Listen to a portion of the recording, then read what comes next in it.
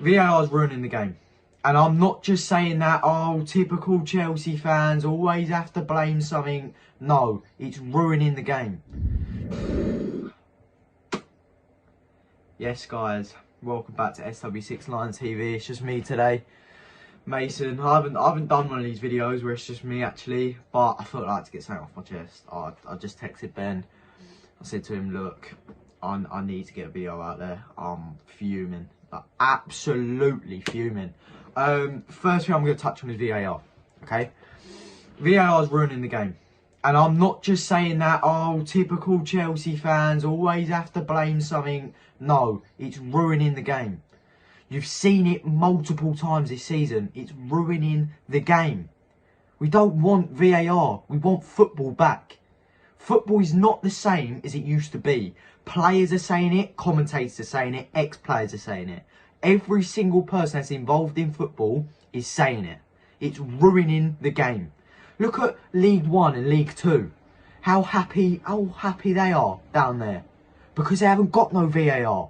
They can enjoy the moments. Their team scores and the linesman doesn't put up his corner flag. They don't have to wait 5 minutes for VAR and then get disheartened. Do you know what I mean? I was at my mate's house yesterday and Chelsea had scored and I went absolutely mental. I was screaming at the TV, yes, come on, let's go. Wes Morgan's been on the pitch for 5 minutes. He's got to let in an own goal. I was absolutely buzzing, and probably so were all of you guys. And then 2 minutes later, it's no goal. What the fuck? What the fuck? What is going on there? What is going on with football? What is going on? It makes me not even want to watch the games anymore. Do you know what I mean? You score, you cheer, but you've always got that thing in the back of your head. They're going to check VAR, might not be a goal, because his fucking shoulder's offside. Do you know what I mean? Stupid stuff like part of their finger being offside. Do you know what I mean?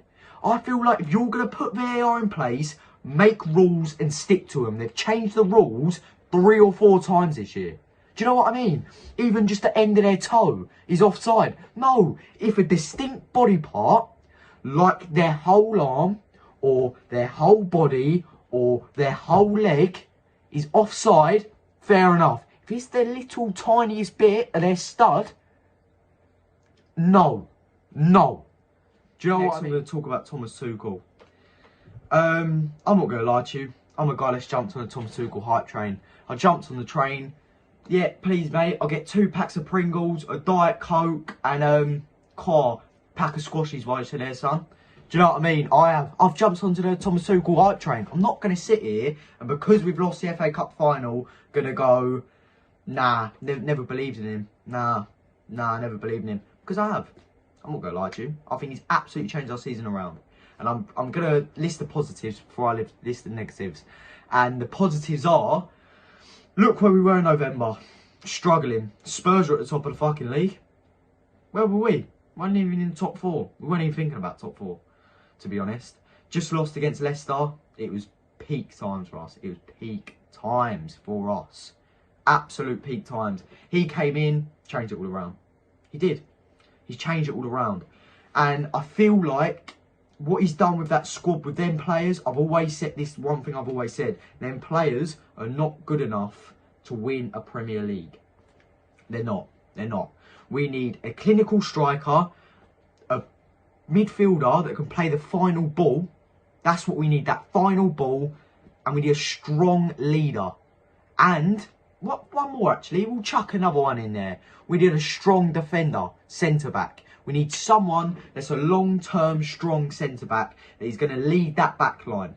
Because that back line is shambolic. Absolutely shambolic. And I feel like that's what Thomas Tuchel needs. And I feel like that's what he's going to get. You look at all of the other teams. You look at City and your Liverpool's, right? Pep's gone in there, completely changed the back line, completely changed the midfield. They've just won the league. And in the Champions League final of us. Liverpool. Klopp went there, completely changed the whole team. Won a Premier League last year. Won the Champions League year before. Okay, this year not doing too well, but their best centre-back is out. And he's probably the most important player in their team. Right? But they spent the money. And I think that's what we need to do. Thomas, now, oh, Thomas the Tank Engine. you're starting to annoy me a little bit. I'm not gonna lie, you are. The thing is that when I go into a game, I go, what is this team? What's he doing? But it always seems to work. I don't know why, but yesterday, when I saw Havertz on that bench, I thought, what is he doing? What's going on? It's worked with Havertz up top. It's worked. He's got man of the match performances. It's worked. And then you bring on Callum Hudson-Odoi. Why are you bringing this pagan onto the pitch? Do you know what I mean? If you're saying that he's one of the top young players, you're a joke. You're a joke.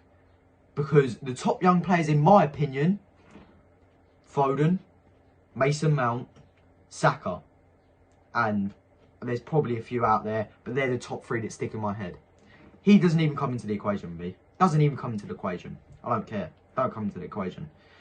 I think yesterday we set up very, very tactically, massively tactically, and it's just that final finish. It's the final finish. It's what we need. The final finish. But no one can do it. You bring in Werner off, but he's gotten 11 goals and 10 assists this year. He's our top goal scorer and our top assister. And you're bringing him off. What are you doing? You're bringing Callum Hudson-Odoi on, has played about 3 games, and in all them 3 games been shambolic, apart from one game against Atletico Madrid, when Lamar looked like he was high on drugs. Do you know what I mean? It's a joke. It's an absolute joke, and it winds me up. It massively, massively winds me up. But anyway, we're gonna save that for another time.